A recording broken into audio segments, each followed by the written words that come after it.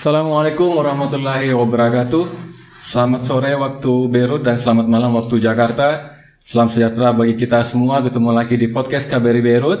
Alhamdulillah pada hari ini kita kedatangan tamu istimewa, sosok yang selama ini dikenal sangat vokal, menyuarakan aspirasi rakyat termasuk mengkritik tajam pemerintah yang berkuasa. Sosok ini juga dikenal sangat senang dengan dunia tulis-menulis, penggemar puisi dan juga piawai memainkan alat musik. Sosok ini tidak lain adalah Bapak Fadlizon, mantan Wakil Ketua DPR RI periode 2014-2019 dan sampai saat ini masih tercatat sebagai anggota DPR RI dari fraksi Partai Gerindra. Apa kabar Bapak Fadlizon? Selamat datang di Lebanon. Terima kasih, alhamdulillah. Senang sekali berada di Beirut, Lebanon. Siap. Kami senang dengan kehadiran Pak Fadlizon di Lebanon. Mungkin ini yang sudah kedua kalinya. Dan tadi pada waktu temu masyarakat juga ada beberapa masyarakat yang kenal baik dengan Pak Fadlizon. Mungkin karena sudah pernah ketemu tahun 2018 silam. Baik Pak Fadlizon, kami banyak pertanyaan sebenarnya di benak kami. Tidak hanya di internal KBRI Beirut, tapi juga sebenarnya banyak masyarakat kita yang juga ingin tahu lebih jauh tentang Bapak Fadlizon. Jadi malam ini tema kita adalah bagaimana kiprah Pak Fadlizon di dunia politik. Nah, pertanyaan pertama adalah sebenarnya apa yang memotivasi Bapak sampai kemudian memilih karir di jalur politik? Mungkin bisa diceritakan kepada masyarakat. Terima kasih, saya apresiasi sekali KBRI Beirut mempunyai satu podcast ya, dan podcast ini kan bagian dari tuntutan zaman. Kita beradaptasi dengan kemajuan informasi dan teknologi dan bisa bertukar pikiran, menyampaikan gagasan dan seterusnya. Kalau ditanya saya kenapa memilih jalur politik, karena saya merasa politik ini adalah satu jalan untuk membuat perubahan. Karena perubahan politik itu menyangkut nasib dari banyak orang. Bahkan undang-undang itu misalnya yang merupakan produk politik tentu mempunyai dampak pada seluruh rakyat Indonesia. Jadi kalau kita ingin melakukan satu perbaikan, sebenarnya cara yang paling cepat dan gampang itu melalui politik. Karena keputusan-keputusan politik yang tepat pasti akan membuat rakyat kita semakin baik posisinya. Jangan lupa bahwa cita-cita founding fathers kita itu bagaimana rakyat kita ini mendapatkan kebahagiaan, kesejahteraan, kedamaian, dan juga kebebasan, kemerdekaan. Dan saya rasa itu hanya bisa dicapai dengan sistematis itu melalui jalan politik. Tentu banyak jalan lain. Tapi karena politik ini menentukan keputusan yang berpengaruh pada seluruh rakyat Indonesia melalui undang-undang, peraturan-peraturan, regulasi, dan lain-lain, saya kira inilah yang penting gitu. Dan saya memilih jalan ini karena saya merasa terpanggil untuk ikut memperbaiki keadaan. Siap.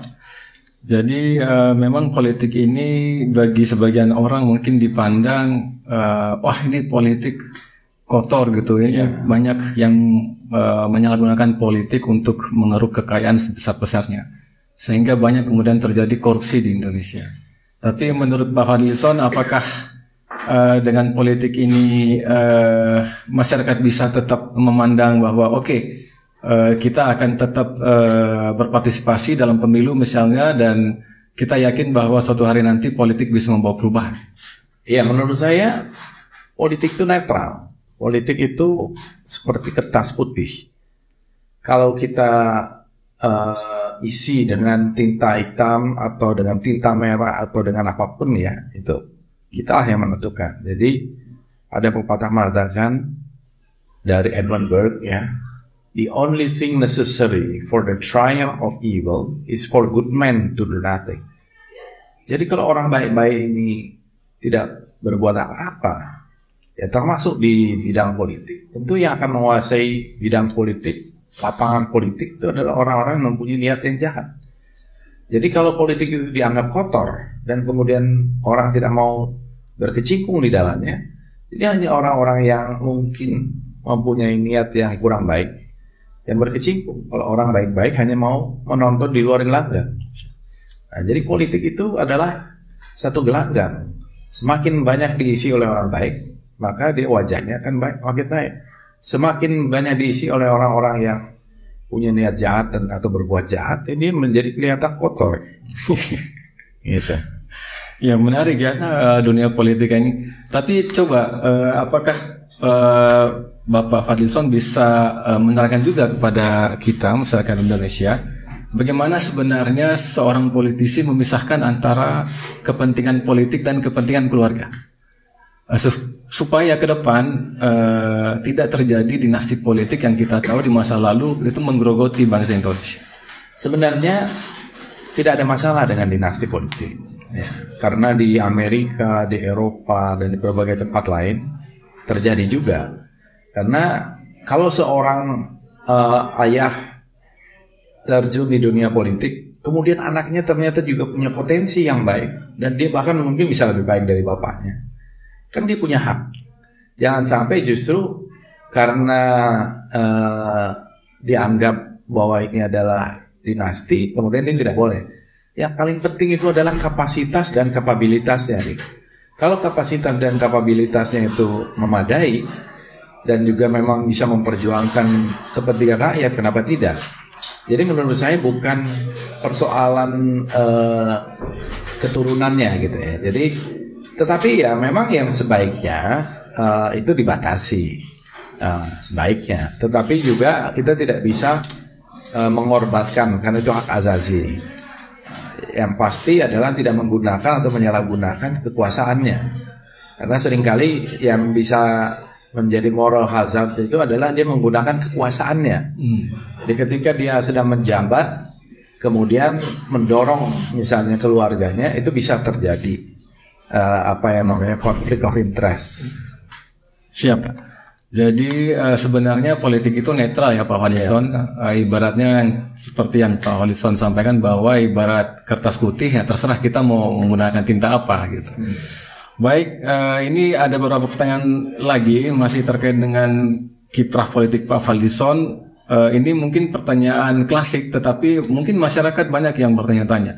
Dari sekian banyak partai yang ada di Indonesia, ya, setelah reformasi 98 kan keluar banyak partai politik. Kenapa seorang Fadlizon kemudian menjatuhkan pilihannya kepada Gerindra? Ada apa dengan Gerindra sehingga kemudian membuat seorang Fadlizon memilih Gerindra? Bukan saya menjatuhkan pilihan pada Gerindra, saya yang melahirkan Gerindra. Jadi kebetulan Gerindra itu penggagas pertamanya saya dengan Pak Hasim Joyo Musuh.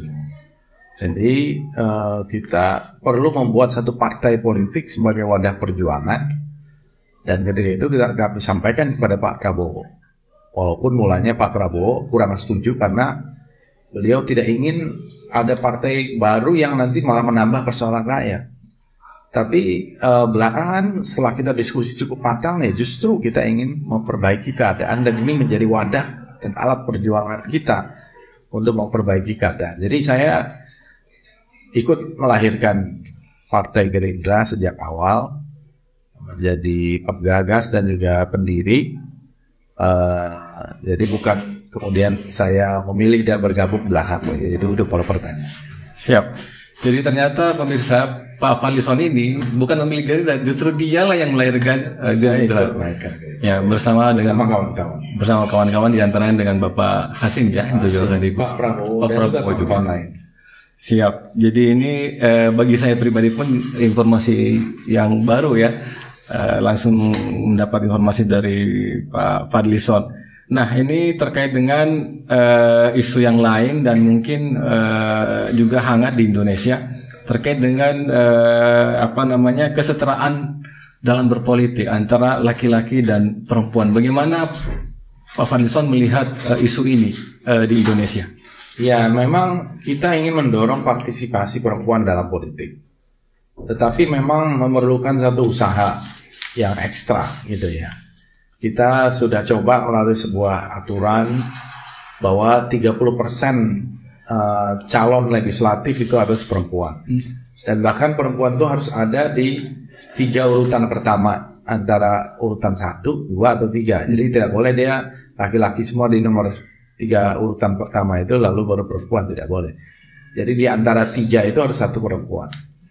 Saya kira ini langkah yang maju.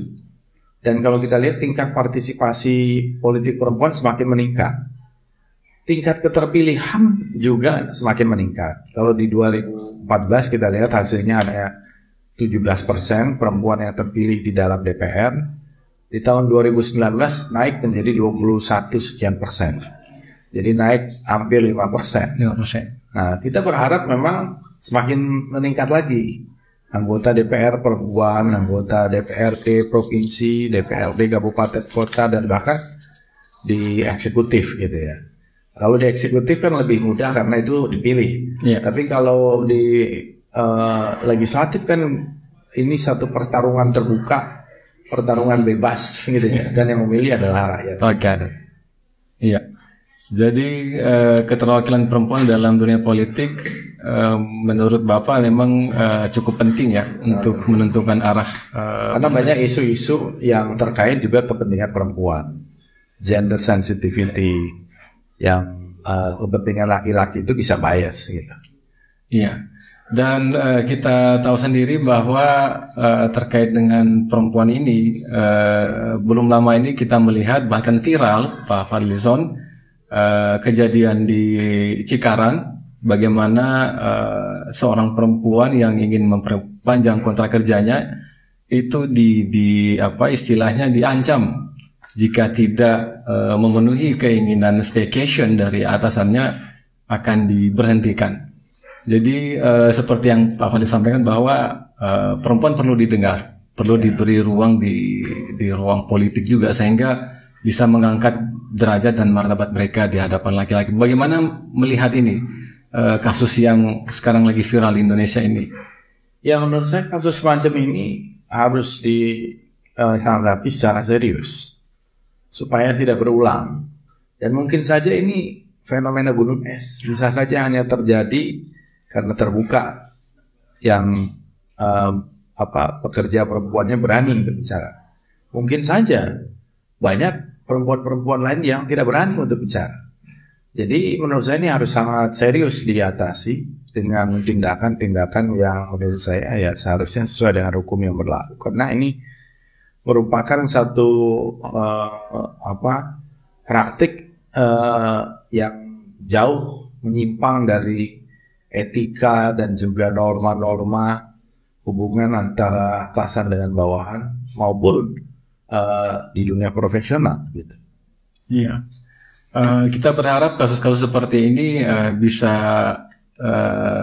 ditindaklanjuti ya berdasarkan hukum yang berlaku di Indonesia dan kedepannya tidak akan terjadi lagi karena percuma kita memberikan porsi yang besar seperti yang tadi Pak Fadli sampaikan bahwa 30% jatah perempuan di dunia politik. Tetapi kalau misalnya di dalam kehidupan sehari-hari banyak perempuan yang masih termarginalkan dan sangat mudah diopres, ini sama saja menampar muka negara. Sehingga kita lihat bahwa kedudukan perempuan dalam kehidupan sehari-hari ternyata masih sangat rentan karena adanya relasi kuasa dan seterusnya. Bagaimana menurut Pak Fadli pemerintah menyikapi ini? Apakah memang dengan porsi 30% itu kemudian membawa dampak ke bawah sehingga posisi perempuan itu bisa lebih dihargai? Menurut saya kalau semakin banyak keterwakilan perempuan di parlemen maupun di lembaga legislatif, DPRD provinsi, DPRD kabupaten kota, pasti dalam aturan-aturan yang terkait dengan isu-isu tadi kepentingan perempuan, mereka akan membela, mereka akan lebih sensitif. Dan ini yang kita perlukan. Dan saya yakin bahwa semakin banyak perempuan di parlemen itu akan membuat parlemen kita juga akan semakin relatif lebih baik gitu ya. Karena bisa saja ada yang satu anggapan bahwa ya perempuan relatif lebih bisa menahan diri dari berbagai ya godaan-godaan, money politics dan lain-lain gitu. Walaupun tidak menjamin, tapi relatif bisa lebih baik gitu dari laki-laki ya. Kelihatannya begitu. Kelihatannya begitu. Iya. Menarik ya pemirsa ya. Tadi kita sudah bertanya mulai dari kenapa Pak Fadlizon memilih jalur politik, kemudian kenapa kemudian harus mendirikan Partai Gerindra, dan kemudian masuk ke isu perempuan. Isu selanjutnya adalah yang mungkin juga tidak kalah menarik adalah karena beliau ini juga sebagai ketua Badan Kerjasama Antar Parlemen BKSAP DPR RI sejak 2019 ya Pak Fadli ya. Maka kita juga perlu tahu apa sih sebenarnya target Pak Fadlizon memimpin BKSAP ini. Apa target ke depan yang ingin diraih? Ya sebenarnya ini kan tugas yang diberikan kepada saya sebagai ketua BKSAP, Badan Kerjasama Antar Parlemen, yang merupakan sebuah badan di dalam alat kelengkapan DPR, mempunyai tugas dalam satu diplomasi parlemen, dan diplomasi parlemen ini sangat penting menurut saya karena parlemen itu mewakili rakyat, eksekutif itu mewakili pemerintah. Nah, parlemen ini mewakili rakyat karena anggota parlemen dipilih oleh rakyat. Jadi lebih bebas, lebih dinamis di dalam melakukan diplomasi. Termasuk menyampaikan berbagai macam aspirasi antar negara di dalam forum-forum multilateral, internasional, regional, bahkan bilateral. Nah, karena itu kita ingin melakukan satu total diplomasi. Kita membuat namanya grup kerjasama bilateral dengan 102 negara. Kemudian ada diplomasi parlemen individual. Kemudian ada keterlibatan kita di dalam organisasi-organisasi parlemen dunia seperti Interparliamentary Union (IPU), di mana sekarang kita banyak mendudukan orang di IPU. Misalnya di Standing Committee untuk Demokrasi dan HAM, ini saya periode kedua. Kemudian di Sustainable Development, ada di Peace and Security, ada juga di Women Parliamentarian. Jadi kita aktif di dalam komite-komite parlemen dunia. Lalu di parlemen global lainnya misalnya Global Organization of Parliamentarians Against Corruption atau organisasi parlemen dunia anti korupsi. Saya pernah menjadi presidennya 2 kali. Sekarang menjadi vice president. Presidennya di Doha. Kemudian juga kita ada organisasi PYC, Parliamentary Union of OIC Member State Countries. Ini organisasi parlemen negara-negara Islam, OKI.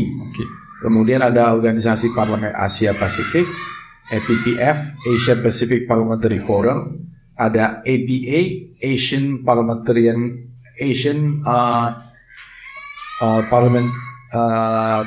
Assembly, atau organisasi parlemen Asia. Lalu juga ada di ASEAN, AIPA namanya, ASEAN Interparliamentary Assembly. Itu partnernya ASEAN, jadi ada AIPA. Yang baru saja kita melakukan interface leaders meeting di Labuan Bajo, jadi ketemu dengan pimpinan negara-negara ASEAN. Jadi aktif sekali kita di dalam organisasi ini karena kita menyuarakan aspirasi rakyat. Jadi parlemen ini menyuarakan aspirasi rakyat. Dan jangan lupa banyak di dunia ini sistem pemerintahannya itu parliamentary system. Jadi dia juga anggota parlemen tapi juga dia eksekutif. Ya, di Inggris, di Australia dan di berbagai tempat lain. Iya. Menarik ya pemirsa ya, ternyata sosok Pak Fadlizon ini tidak hanya aktif di level nasional tapi juga di banyak forum internasional seperti yang disampaikan tadi.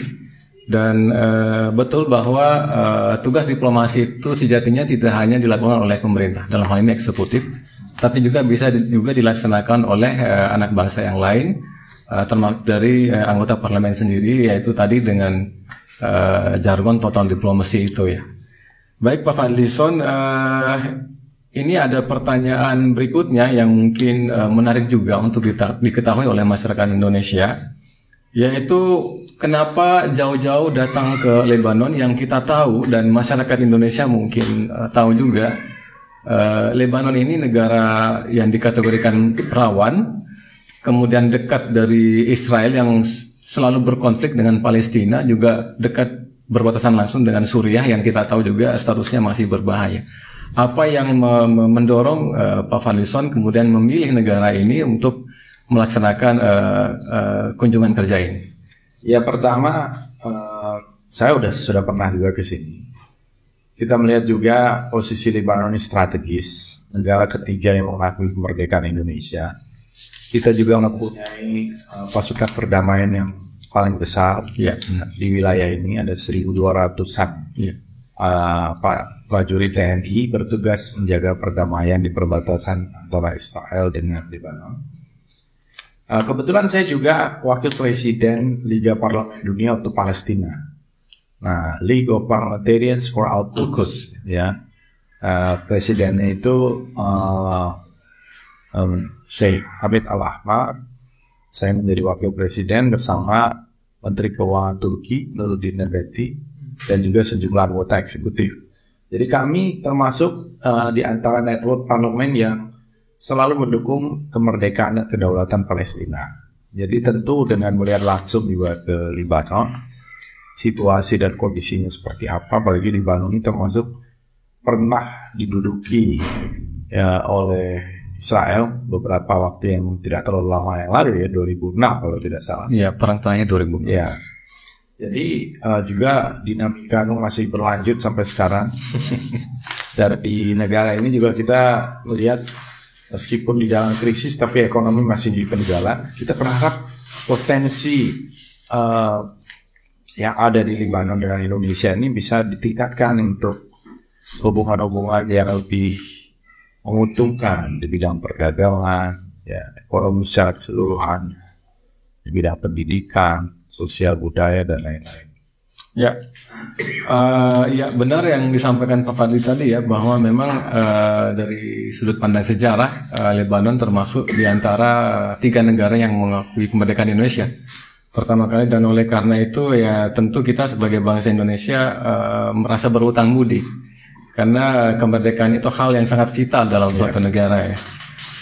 Baik Pak Fadlizon, kemudian ada juga pertanyaan yang sebenarnya ini mungkin sering ditanyakan oleh mahasiswa.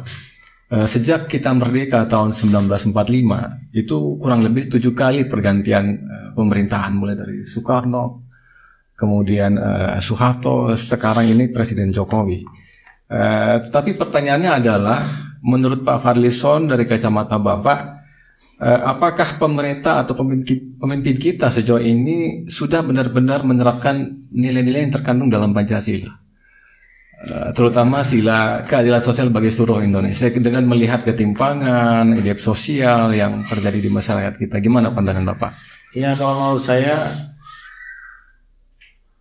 pasti presiden-presiden yang ada dalam sejarah kita itu sudah berjuang dengan kemampuannya, sesuai dengan zamannya. Dan saya kira tidak ada perjuangan yang menghasilkan hasil itu secara instan. Ada change and continuation, ada perubahan dan keberlanjutan. Dan saya kira inilah yang harus kita jaga, perubahan dan keberlanjutan. Tidak bisa hanya perubahan dan tidak bisa hanya melanjutkan. Harus dua-duanya itu menurut saya dua sisi koin mata uang yang penting gitu. Karena ada yang harus dilanjutkan, tapi ada juga yang harus diubah.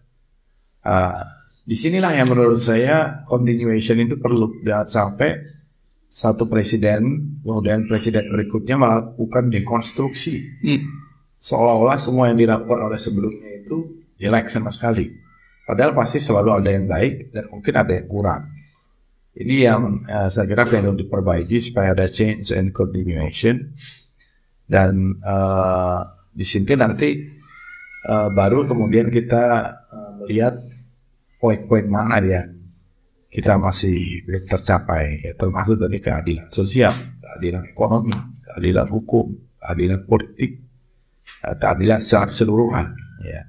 Atau juga persoalan persatuan, atau persoalan kemanusiaan, atau persoalan lain gitu. Jadi Menurut saya itu harus ada ukuran-ukuran yang bisa dilihat secara holistik dan dilanjutkan gitu. Karena tadi tujuan kita adalah untuk mencapai kebahagiaan rakyat. Kebahagiaan rakyat itu adalah rakyat cukup makan, sandang, pangan, sandang, papan. Kalau sakit bisa ke rumah sakit. Kalau sudah tua ada jaminan hari tua. Iya. Ya, jadi memang setiap pergantian rezim itu memang selalu menyisakan hal-hal yang baik, tapi juga ada hal-hal yang perlu dikoreksi, diperbaiki. Change. Jadi kuncinya adalah change and continuation. Ya. Jadi kalau hanya continuation saja itu juga kurang tepat, tanpa ada continuation ya, atau sebaliknya. Sehingga seperti yang Pak Fadli sampaikan, ini ibarat dua sisi mata uang yang tidak mungkin bisa dipisahkan gitu. Menarik ya pemirsa ya, penjelasan dari Pak Fadlison. Namun ya waktu juga yang memisahkan kita ya. Kebetulan beliau juga mungkin butuh istirahat ya Pak Fadlison ya. Sebenarnya masih banyak pertanyaan lagi yang sebenarnya menggelitik untuk disampaikan. Mungkin bisa ya satu pertanyaan terakhir ya. Mudah-mudahan ini bisa menjadi inspirasi untuk kita semua masyarakat Indonesia dimanapun berada ya.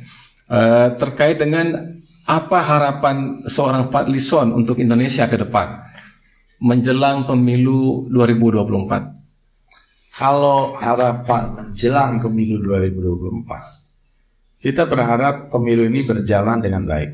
Ya. Kita berharap tahap-tahap pemilu ini berjalan sesuai dengan rencana, sehingga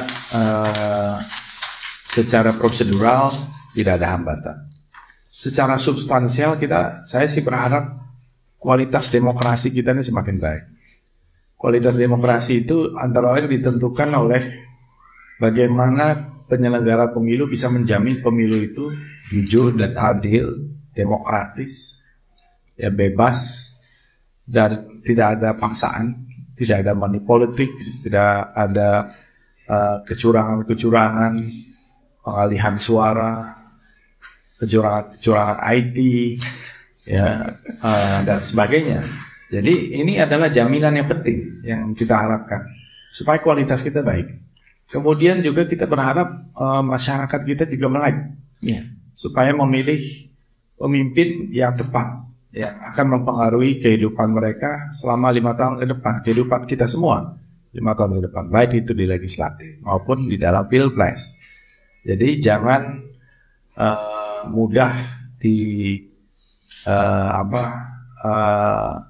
dirayu-rayu oleh janji-janji, jangan mudah juga dibuai oleh pencitraan yang mungkin tidak sesuai dengan faktanya gitu. Jadi saya kira masyarakat kita harus lebih jeli, lebih cerdas, lebih kritis dalam melihat calon-calon presiden, calon-calon legislatif dan lain-lain. Baik, itulah paparan dari Pak Fadlison terkait dengan kiprah politik beliau dan juga terakhir mengenai harapan beliau ke depan menjelang pemilu 2024. Mudah-mudahan podcast ini bermanfaat bagi kita semua, termasuk masyarakat Indonesia dimanapun berada. Mungkin podcast ini tidak bisa mengupas segalanya tentang Bapak Fadlison, tapi paling tidak kita tahu sedikit banyaknya isi kepala dari Pak Fadlison dan juga harapan untuk Indonesia ke depan. Demikian podcast pada hari ini. Terima kasih atas perhatian saudara-saudara masyarakat Indonesia dimanapun berada. Jika ada salah kata dan laku dari kami mohon dimaafkan. Terima kasih kepada Bapak Fadlison atas kesediaannya hadir di podcast KBRI Beirut. Sehat selalu ya Pak. Sukses sama juga. Ya. Mudah-mudahan podcastnya semakin banyak dan semakin ditonton oleh banyak orang. Amin ya rabbal alamin. Amin. Wassalamualaikum warahmatullahi wabarakatuh. Waalaikumsalam. Terima kasih Pak. Terima kasih.